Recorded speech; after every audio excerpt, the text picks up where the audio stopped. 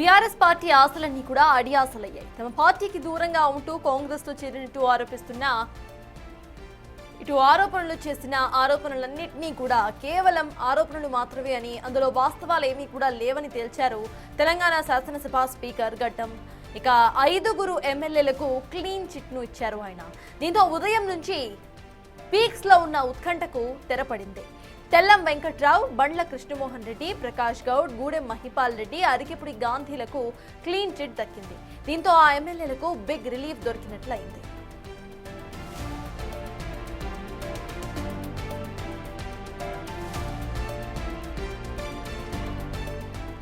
Party మారిన ఎమ్మెల్యేలంటూ మొత్తం 10 మందిపై BRS speaker కు ఫిర్యాదు చేసింది. వారిపై వెంటనే అనర్హత వేటు వేయాలని కోరింది. విచారణ చాలా నెలల పాటు కొనసాగుతూ ఉండటంతో ఈ అంశంపై బీఆర్ఎస్ సుప్రీంకోర్టుకు వెళ్లింది. అత్యున్నత న్యాయస్థానంలో కూడా విచారణ జరిగింది. చివరికి సుప్రీంకోర్టు ఆగ్రహం వ్యక్తం చేస్తూ డిసెంబర్ 18న డెడ్ లైన్ విధించింది.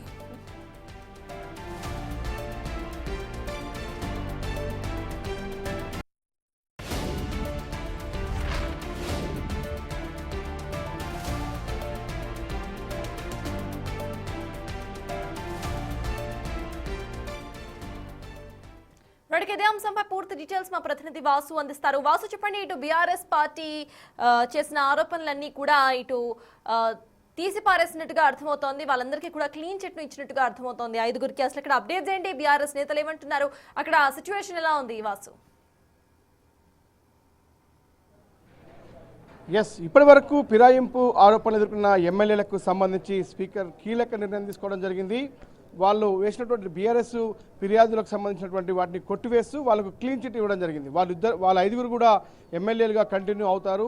వాళ్ళు ఎక్కడ కూడా పార్టీ మారినట్టుగా ఏదైతే ఆరోపణలే తప్ప ఆధారాలు లేవన్న విషయాన్ని వాళ్ళ వాదనతో ఏకీభవించింది. ఇక బీఆర్ఎస్ మాత్రం స్పీకర్ నిర్ణయాన్ని పూర్తిగా వ్యతిరేకిస్తుంది. ఖచ్చితంగా ఇది రాజ్యాంగాన్ని కాంగ్రెస్ పార్టీ అపహాసం చేస్తుందన్న వ్యాఖ్యలు చేశారు. ముఖ్యమంత్రి రేవంత్ రెడ్డి వ్యాఖ్యల్ని స్పీకర్ తీర్పులో ప్రస్తావించారు తప్ప దీంట్లో కొత్తగా ఏమీ లేదు.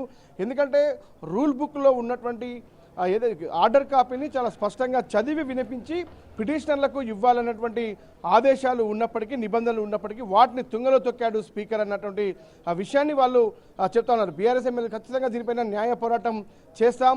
ఏదైతే ప్రస్తుతం కాంగ్రెస్ పార్టీ వ్యవహరిస్తున్న తీరుకు సంబంధించి కావచ్చు, ఆ స్పీకర్ వ్యవహరిస్తున్నటువంటి తీరుకు సంబంధించి కూడా ప్రజలు నవ్వుకుంటారు అంటున్నారంటూ కూడా ఒక పక్కన బీఆర్ఎస్ అయితే తీవ్రమైన ఆరోపణలు చేస్తూ ఉంది. ఎందుకంటే ఒక పక్కన పార్టీ ఫిరాయించినటువంటి స్పష్టమైన ఆధారాలు ఉన్నప్పటికీ వాళ్ళపైన ఎలాంటి నిర్ణయం తీసుకున్నారు. మరోపక్క 10 మంది పైన మేము ఆరోపణ చేస్తే సుప్రీంకోర్టు అక్షింతలు వేసేంత వరకు కూడా వెయిట్ చేసినటువంటి స్పీకర్ అంటే ఒక పక్కన 31st వేడుకలో నువ్వు ఎక్కడ ఉండాలో తేల్చుకోమంటూ కూడా ఘాటు వ్యాఖ్యలు చేసిన నేపథ్యంలోనే ఈ నిర్ణయం తీసుకున్న నిర్ణయం కూడా ఖచ్చితంగా కాంగ్రెస్ పార్టీ నిర్ణయంలానే ఉంది తప్ప అది స్పీకర్ పూర్తిగా చట్టబద్ధత తీసుకున్నటువంటి నిర్ణయం కాదన్న విషయాన్ని స్పష్టం చేస్తున్నారు. ఇక ప్రధానంగా ఈ యొక్క పిటిషన్ సంబంధించి కూడా ఏదైతే రూల్ బుక్లో ఉన్న విషయాలకు సంబంధించి కూడా నిబంధనల విరుద్ధంగా స్పీకర్ వ్యవహరించారు.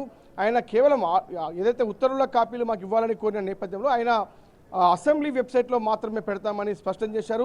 పూర్తిగా ఆర్డర్ కాపీలో ఉన్న విషయాలన్నీ కూడా చదివి వినిపించాలని కోరినప్పటికీ కూడా ఆయన వినిపించలేదు. ఇక మిగతా ఎమ్మెల్యేల విషయానికి సంబంధించి కూడా మరో 5 పైన ఆరోపణలు ఉన్నప్పటికీ వాళ్ళపైన విచారణ జరపకుండా కేవలం వారిలో 3 మాత్రమే విచారించారు. ఇక దానం నాగేందర్, కడియం శ్రీహరి విషయంలో కనీసం నోటీసులకు కూడా వాళ్ళు రిప్లై ఇవ్వలేదంటే వాళ్ళు స్పీకర్కి ఇచ్చినటువంటి మర్యాద ఏంటి? స్పీకర్ని వాళ్ళు ఎక్కడ కూడా విచారణ జరపలేదు. మరోపక్క వాళ్ళిద్దరి విషయంలో స్పష్టమైన ఆధారాలను మేము ఇచ్చాం.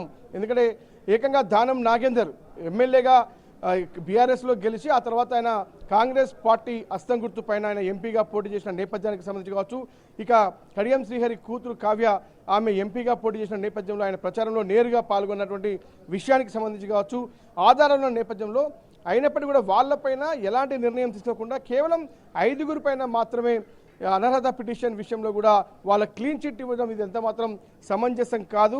ఖచ్చితంగా కూడా మేము హైకోర్టుకు వెళ్తాం, హైకోర్టులో దీన్ని తేల్చుకుంటామంటూ కూడా ఆయన స్పష్టం చేస్తూ ఉన్నారు. ఏదేమైనప్పటికీ కూడా గత కొంతకాలంగా తీవ్ర ఉత్కంఠకు దారితీసినటువంటి ఫిరాయింపు ఎమ్మెల్యేల అంశానికి సంబంధించి కూడా ఇటు హైకోర్టు అటు సుప్రీంకోర్టు మరోపక్క స్పీకర్ సుదీర్ఘ విచారణ అనంతరం కూడా 5 ఎమ్మెల్యేలకైతే క్లీన్ చిట్ ఇవ్వడం జరిగింది.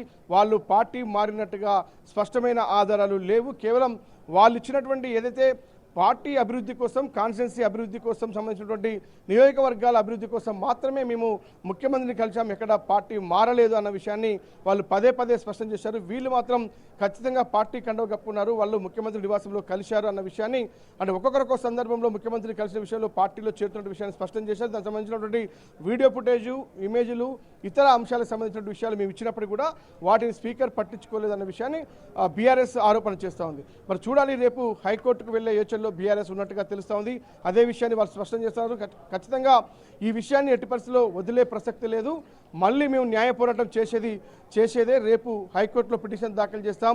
మిగతా 5 ఎమ్మెల్యేల విషయంలో కూడా ఆయన ఇంకా నిర్ణయం తీసుకోవాల్సి ఉంది. ఆ నిర్ణయం తీసుకున్న తర్వాత కూడా ఒక స్పష్టత వచ్చే అవకాశం అయితే ఉన్నట్టుగా తెలుస్తుంది. ఎందుకంటే రేపు 18న సుప్రీంకోర్టులో షీల్డ్ కవర్లో కూడా స్పీకర్ నిర్ణయాన్ని ఇవ్వాల్సి ఉంటుంది. మళ్ళీ తిరిగి 19వ తారీఖున విచారణ జరిగే అవకాశం ఉంది. కాబట్టి మరి ఆలోపే స్పీకర్ మిగతా ఎమ్మెల్యేల విషయంలో నిర్ణయం తీసుకుంటారా, లేదంటే ఇప్పటికే కడియం శ్రీహరి, దానం నాగేందర్ సమయం కోరిన నేపథ్యంలో కూడా అదే విషయాన్ని సుప్రీంకోర్టుకు చెప్పి ఈయన కూడా ఏమైనా సమయం కోరే అవకాశం ఉందా సుప్రీంకోర్టులో? మరి దాన్ని సుప్రీంకోర్టు అంగీకరిస్తుందా?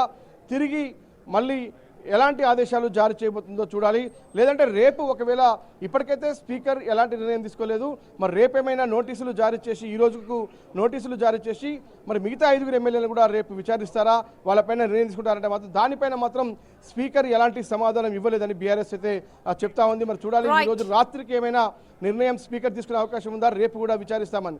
మొత్తానికి అది ఏదేమైనప్పటికీ 5 ఆరోపణలు ఎదుర్కొన్న ఎమ్మెల్యేలకు మాత్రం క్లీన్ చిట్ లభించింది. బీఆర్ఎస్ మాత్రం ఖచ్చితంగా న్యాయ పోరాటానికి హైకోర్టును ఆశ్రయిస్తామని మాత్రం